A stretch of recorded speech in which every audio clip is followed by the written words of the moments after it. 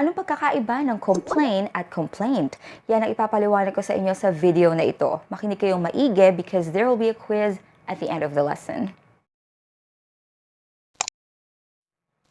My name is Myra Cagete. Sa araw na ito ay sasagutin natin ang tanong ni Jasmine Divina. Ang sabi niya, "Hi ma'am, ano po difference between complaint and complain?" Hi Jasmine! Siyempre, unang-una, magkaiba ng spelling ang mga yan. Baka mamaya may mag-comment na naman sa inyo ha na yun nga, ang pagkakaiba nila ay yung spelling. So, uunahan ko na kayo. Actually, magandang tanong to kasi marami akong naririnig or nakikita kahit sa mga social media posts na they switch these two words pagdating sa usage. So, let me answer this question. Let's start with complain. Yung complain na walang T sa dulo ay isang verb. Okay? Ito ay isang action. When you complain, it means that you express or you say that you are not satisfied with something or that something is not right. In Filipino, magreklamo.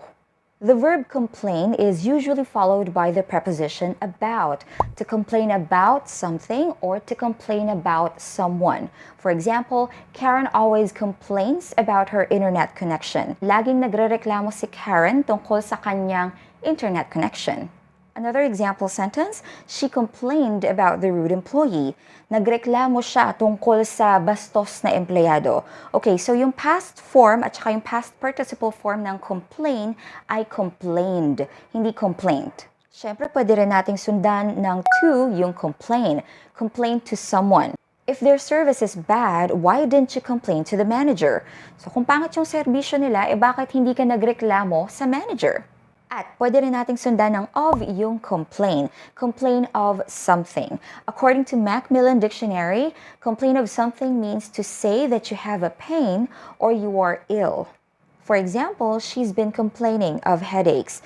Itong complain of ay usually ginagamit natin kapag dinedescribe natin or sinasabi natin kung ano yung nararamdaman natin hindi maganda. Usually, ito ay may kinalaman sa karamdaman o yun nga, yung sakit. Ngayon, yung complaint na merong T sa dulo ay isang noun. Hindi ito isang action, okay? A complaint is a statement that you say when you are not satisfied with something or if you think that something is not right. In Filipino, reklamo. Ito yung mismong reklamo. May we know your complaint, ma'am? Maaari po ba naming malaman kung ano yung reklamo ninyo, ma'am? If you have any complaints about our product, please contact us.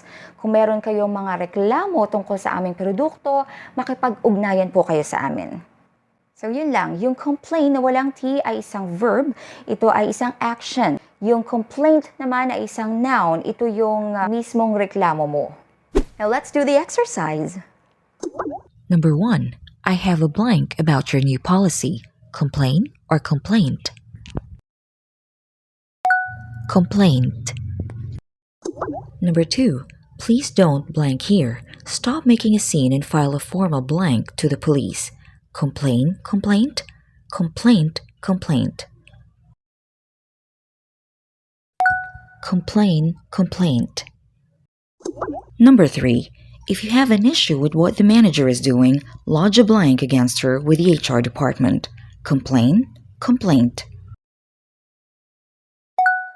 Complaint. Kung kayo ay interesado sa mga videos tungkol sa ano sa English nandyan yung link sa description section and sa comments. Thank you so much for watching.